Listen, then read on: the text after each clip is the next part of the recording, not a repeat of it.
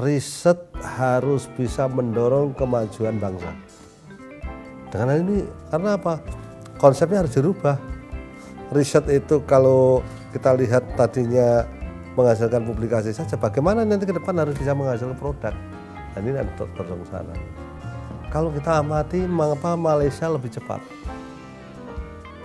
Singapura jauh lebih cepat. Ternyata jumlah engineer-nya kita itu hanya 2.667 per 1 juta penduduk. Malaysia sudah 3.337. Kalau 3.337 per 1 juta penduduk, artinya mereka jauh lebih tinggi daripada kita. Singapura lebih besar lagi.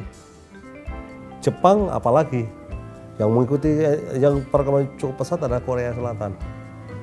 Maka kalau itu bisa dilakukan, industrialisasi akan lebih cepat.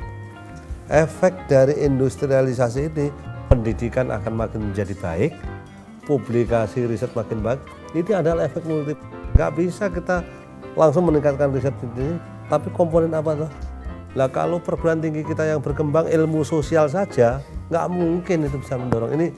Walaupun saya orang sosial, tapi nggak mungkin itu. Harus ada efek multipliernya apa ya? Jadi ini yang kalau katakan aspek pendorongnya. Dan harapan saya memunculkan kewirausahaan baru.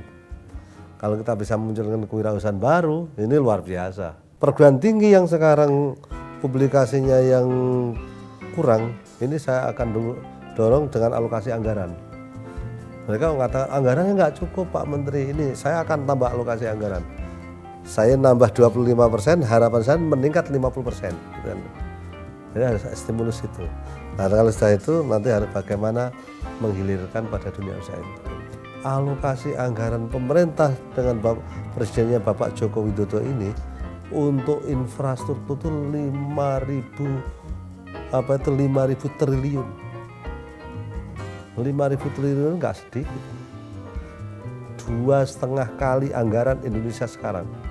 Sekarang kan 2.100. Kalau itu 2,5 kali, untuk 5.000 ini kan kita harus dengar berapa kebutuhan engineer kita. Berarti harus 2,5 kali kan. Sekarang kita nggak usah sampai 2,5, setengah kalinya aja. Luar biasa. Ini contoh-contoh yang harus kita dorong.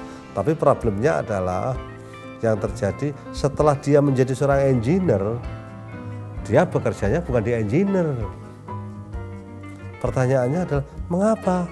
Mereka berpikir masalah comparative advantage, keunggulan komparatifnya.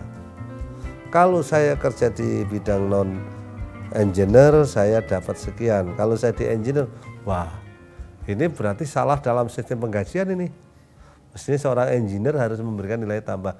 Maka undang-undang keinsinyuran kami ini sudah ada. Saya akan keluarkan peraturan pemerintah tentang keinsinyuran. Bagaimana cara penggunaan sumber daya ini, supaya nanti kebutuhan sumber daya bisa on the right man, on the right place lah itu.